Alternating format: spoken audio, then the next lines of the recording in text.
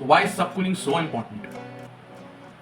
Subcooling is an important aspect in refrigeration and air conditioning because it extends the longevity, improves the performance and efficiency of the HVAC system.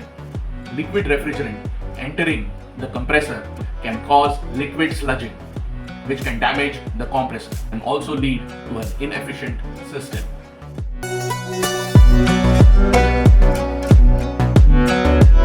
Hello and welcome.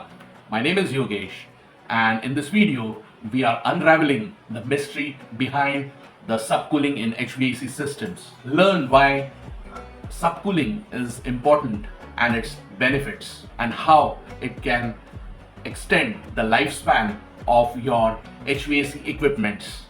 Don't miss out on this essential knowledge for optimized cooling performance of your HVAC systems. So let's dive deep into this topic of HVAC subcooling, a crucial aspect for optimizing your HVAC system performance. In this video, we will break down upon what subcooling is and explore its significance. Discuss the ideal subcooling temperature and dive into the ideal advantages and disadvantages.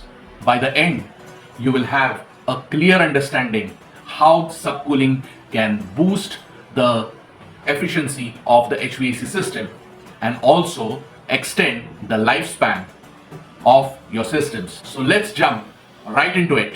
Subcooling is a term which may sound quite complex, but actually it's very straightforward. In a HVAC system, subcooling refers to the progress of cooling the liquid refrigerant below its saturation temperature at a specific pressure.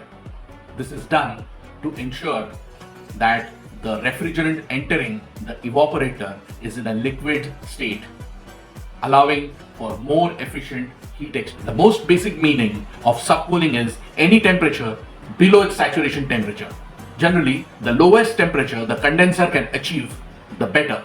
In other words, the colder the refrigerant is, when it flows to the evaporator, the more heat it will be able to absorb. Every refrigerant circuit has an ideal subcooling temperature below the refrigerant's saturation temperature.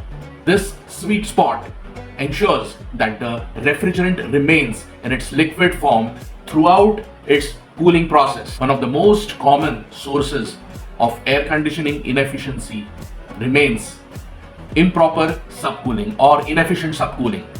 This limits the amount of heat the refrigerant can absorb. Insufficient subcooling may even lead the refrigerant converting back to its gaseous form before it ever reaches the evaporator coil. Perhaps the most common reason for an inefficient subcooling is a low refrigerant charge. Lack of refrigerant also means that your system suffers from one or more leaks. Attending the leaks, increasing the system refrigerant charge should restore proper subcooling. Be aware that the subcooling can work against your system if it increases too far. An excessive amount of refrigerant will increase the subcooling to a problematic levels. So why is subcooling so important? Subcooling is an important aspect in refrigeration and air conditioning because it extends the longevity, improves the performance and efficiency of the HVAC system. Subcooling refers to cooling the liquid refrigerant below its saturation point just before it enters the expansion valve. Subcooling allows for more efficient heat exchange in the evaporator by ensuring that the refrigerant entering the evaporator is in its pure liquid state. Subcooling also enhances the absorption of heat from its surrounding into the evaporator, and this is crucial because compressors are designed to handle only vapor and not liquid. Liquid refrigerant entering the compressor can cause liquid sludging, which can damage the compressor and also lead to an inefficient system. So let us talk about maintaining a proper subcooling in the circuit or in the system. Proper subcooling enhances the efficiency of your system and ensures that your compressor only deals with the vapor, leading to a smoother performance and improved life of your system. Number two is compressor protection. By preventing the flow of liquid refrigerant to the compressor, you are safeguarding it from the potential damage caused by liquid sludging. This increases the lifespan of your compressor and reduces costly maintenance. Third is consistent cooling. Subcooling also contributes to consistent cooling performance, avoiding fluctuations in temperatures and ensuring a proper indoor environment. So potential disadvantages. While the advantages of subcooling are substantial, there are some potential disadvantages also. So number one is overcooling risk.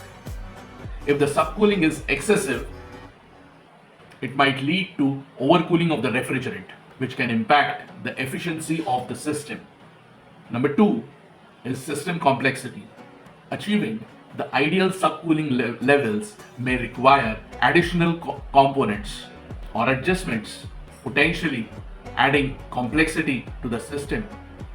HVAC systems are notorious energy hogs, consuming almost 50% of the overall energy. Older HVAC systems, despite of being of lower tonnage, can draw much more power, leading to higher electricity bills. These inefficiencies can lead to continuous revenue losses. To put a stop to these revenue losses, consider getting an HVAC audit done.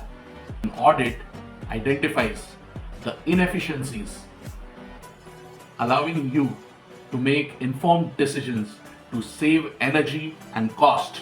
So friends, connect with us for all your heating, ventilating and air conditioning needs. Whether it's audit, installations or upgrades, we are here to assist you. Together, we can work for a sustainable solution which can align with your benefits and contribute to the mission of net zero emission by 2030. So folks, to conclude, subcooling is a fundamental concept that plays a key role in optimizing your HVAC system efficiency and longevity.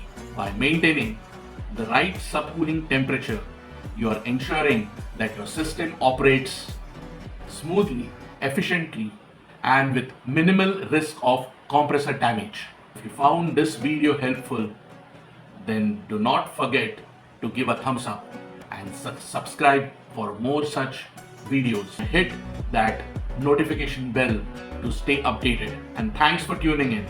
And remember, a well subcooled HVAC system is an efficient and happy one. So friends, thank you for your time and attention. Your like, share, comments and subscriptions keeps us motivated to bring you more informative videos on HVAC topics. Stay comfortable, ensure a good indoor air quality and be a part of the carbon net zero emission by optimizing the energy consumption of your HVAC system. And above all, stay safe, and I'm thanking you once again. This is Yogesh signing off. Thank you and thanks for your time.